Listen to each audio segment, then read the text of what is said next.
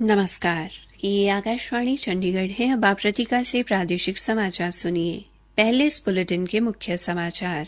प्रधानमंत्री और भारतीय जनता पार्टी के वरिष्ठ नेता नरेंद्र मोदी ने कांग्रेस पर तुष्टीकरण की राजनीति करने और विकास को प्राथमिकता न देने का आरोप लगाया है। हरियाणा के मुख्य निर्वाचन अधिकारी अनुराग अग्रवाल ने कहा कि चुनाव प्रचार के दौरान उम्मीदवार द्वारा बहुगिनती में भेजे जाने वाले एसएमएस का खर्च संबंधित उम्मीदवार के खाते में जोड़ा जाएगा। हरियाणा में चुनाव प्रचार तेज हुआ। नारनौंद और रोहतक के कलानौर में बीजेपी ने विजय संकल्प रैली की तो कुमारी शैलजा ने सिरसा के रतिया क्षेत्र में प्रचार किया और केंद्रीय माध्यमिक शिक्षा बोर्ड सीबीएसई ने 10वीं और 12वीं कक्षा का परिणाम घोषित किया।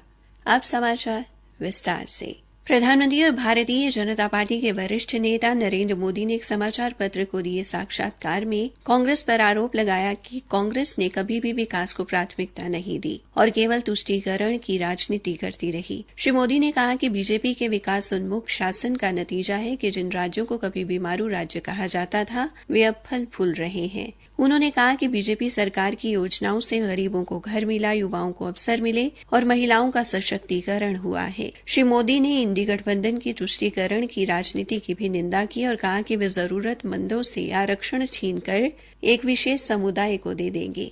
एक निजी टेलीविजन चैनल को दिए एक अन्य साक्षात्कार में श्री मोदी ने कहा कि उनकी पार्टी को पूरे देश से समर्थन मिल रहा है। हरियाणा के मुख्य निर्वाचन अधिकारी अनुराग अग्रवाल ने कहा है कि इस लोकसभा चुनाव में प्रचार के दौरान उम्मीदवार द्वारा बहुगिनती में भेजे जाने वाले एसएमएस का खर्च भी संबंधित उम्मीदवार के खाते में जोड़ा जाएगा। उन्होंने कहा कि चुनावी प्रचार अवधि के दौरान वैकल्पिक चुनाव प्रचार के लिए थोक में भेजे गए एसएमएस की जानकारी जिला प्रशासन व संबंधित सहायक रिटर्निंग अधिकारी को मिलने पर वो सेवा प्रदाता से इस पर हुए खर्च का अनुमान लगवाकर इसे उम्मीदवार के खाते में जोड़ देगा। श्री अग्रवाल ने बताया कि निर्वाचन आयोग की ओर से दिशा निर्देश जारी किए गए हैं कि मतदान संपन्न होने के लिए निश्चित किए गए समय की समाप्ति से 48 घंटे पहले तक की अवधि के दौरान थोक में राजनीतिक प्रकृति के एसएमएस भेजने पर प्रतिबंध रहेगा। उन्होंने कहा कि सभी जिलों में प्रचार के दौरान सभी मोबाइल सेवा प्रदाता को थोक एसएमएस की जानकारी निगरानी टीम के संज्ञान में लाने के निर्देश दिए गए हैं। मुख्य निर्वाचन अधिकारी ने कहा कि चुनाव प्रचार के दौरान आपत्तिजनक एसएमएस भेजने वालों पर भी टीम की कड़ी नजर रहेगी। उन्होंने कहा कि आपत्तिजनक एसएमएस की जांच के दौरान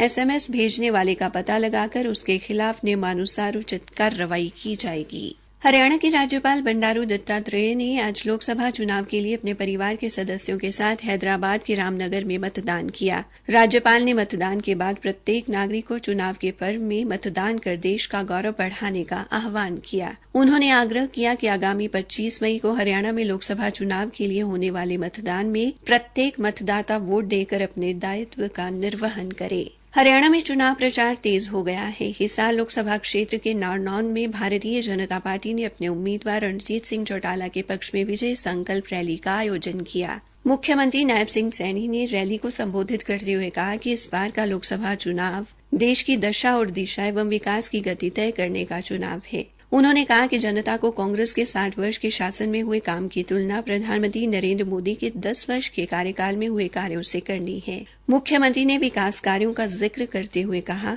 यहाँ जो लोगों के जो सुविधाओं के लिए अगर आज हम देखते हैं, चाहे रोड्स की बात कर लीजिए, चाहे भाइयों रेलवे कनेक्टिविटी की बात कर लीजिए, चाहे एयर कनेक्टिविटी की बात कर लीजिए, चाहे देश के अंदर नई यूनिवर्सिटी की बात कर लीजिए, चाहे देश के अंदर मेडिकल कॉलेज की बात कर लीजिए, चाहे देश के अंदर भाइयों नए एम्स की बात कर लीजिए। मोदी जी के शासन के अंदर विकास की गति बढ़ती है, भ्रष्टाचारियों के ऊपर नकेल कसी जाती है। मुख्यमंत्री ने लोगों से बीजेपी प्रत्याशी के पक्ष में मतदान की अपील की। रैली के आयोजक वरिष्ठ बीजेपी नेता कैप्टन अभिमन्यु ने भी लोगों को संबोधित किया और अधिक से अधिक मतदान कर श्री रणजीत सिंह चौटाला को जिताने का आग्रह किया। हिसार लोकसभा क्षेत्र से प्रत्याशी रणजीत सिंह चौटाला ने भी लोगों से बीजेपी को जिताने की अपील करते हुए कहा, 25 तारीख को वोट पड़ेगा। अगर हम वोट 100% पोल कर देंगे, 70% पोल करते हैं तो 18 लाख में हमारे 10,500 पोल होंगे। अगर हम 90% कर जाते हैं तो 4 लाख वोट और बढ़ जाता है। तो मैं सबसे कहूंगा, जो परिवार कोई भी घर में, वो हर परिवार के जितने वोट हैं एक एक वोट पोल करें।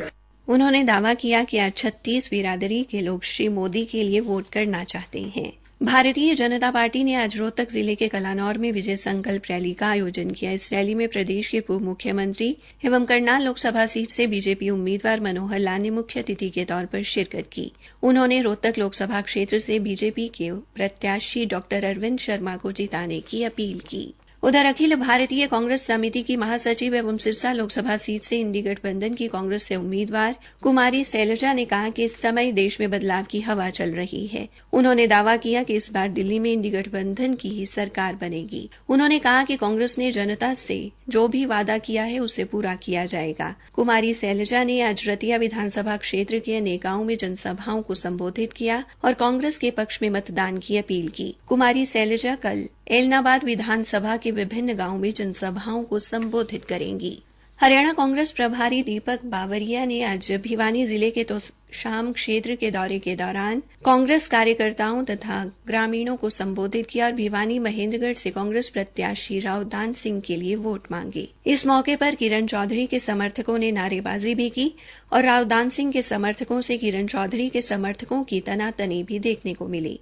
पत्रकारों से बातचीत में श्रुति चौधरी का टिकट कटने पर श्री दीपक बावरिया ने कहा कि यह किसी एक व्यक्ति का निर्णय नहीं है। सर्वेक्षण की रिपोर्ट, रुझान तथा जो स्थिति थी उसके अनुसार ही टिकट वितरण का कार्य किया गया है। किरण चौधरी या श्रुति चौधरी लोकसभा का ही चुनाव लड़े ऐसा कुछ नहीं है, बल्कि आगामी विधानसभा का चुनाव भी लड़ सकती हैं। प्रादेशिक समाचार आकाशवाणी चंडीगढ़ से प्रसारित किए जा रहे हैं। केंद्रीय माध्यमिक शिक्षा बोर्ड सीबीएसई ने आज 10वीं और 12वीं कक्षा का परिणाम घोषित कर दिया है। 10वीं की परीक्षा में 93.6% और 12वीं की परीक्षा में 87.98% छात्र उत्तीर्ण हुए हैं। 10वीं और 12वीं दोनों कक्षाओं में लड़कियां लड़कों से आगे रहीं। 10वीं में 94.75% लड़कियां उत्तीर्ण हुई, जबकि लड़कों का पास प्रतिशत 92.71 रहा। वहीं 12वीं में लड़कों के मुकाबले 6.4% अधिक लड़कियां उत्तीर्ण हुई। इस बार 12वीं में 24,000 से अधिक विद्यार्थियों ने 95% से अधिक अंक हासिल किए हैं। परीक्षा परिणाम बोर्ड की वेबसाइट के साथ साथ डिजी लॉकर और उमंग ऐप पर भी उपलब्ध कराया गया है। पंचकुला जोन में 10वीं कक्षा के 92.16 और 12वीं कक्षा के 90.26% छात्र उत्तीर्ण हुए हैं। बोर्ड के क्षेत्रीय अधिकारी विजय सिंह यादव ने आकाशवाणी समाचार को बताया, पिछले बार की तुलना में हम देखें तो इस बार 12वीं की पास परसेंटेज में 0.65 की वृद्धि हुई है और गर्ल स्टूडेंट ने बॉय स्टूडेंट से अच्छा परफॉर्म किया है। ये टोटल पास परसेंटेज जो पंचकुला रीजन की है वो 90.26 है। और 10वीं की बात करें तो 10वीं में पिछले साल के मुकाबले 0.48 की वृद्धि हुई है या इंक्रीज हुआ है। रिजल्ट अच्छा आया है और पास परसेंटेज जो ओवरऑल है हिमाचल और हरियाणा को लेके ये 92.16 रहा है। पंचकुला जोन में पढ़ने वाले राज्यों हरियाणा व हिमाचल प्रदेश से 1,94,581 विद्यार्थियों ने 10वीं की परीक्षा दी, जिनमें से 1,70,106 विद्यार्थियों ने यह परीक्षा पास की। वहीं 12वीं कक्षा में दोनों राज्यों से 1,51,345 विद्यार्थी परीक्षा में बैठे और 1,36,598 विद्यार्थी उत्तीर्ण हुए। अंत में मुख्य समाचार एक बार फिर। प्रधानमंत्री और भारतीय जनता पार्टी के वरिष्ठ नेता नरेंद्र मोदी ने कांग्रेस पर तुष्टीकरण की राजनीति का आरोप लगाया। हरियाणा में चुनाव प्रचार तेज हुआ और केंद्रीय माध्यमिक शिक्षा बोर्ड ने 10वीं और 12वीं कक्षा का परिणाम घोषित किया। इसी के साथ ये समाचार बुलेटिन समाप्त हुआ।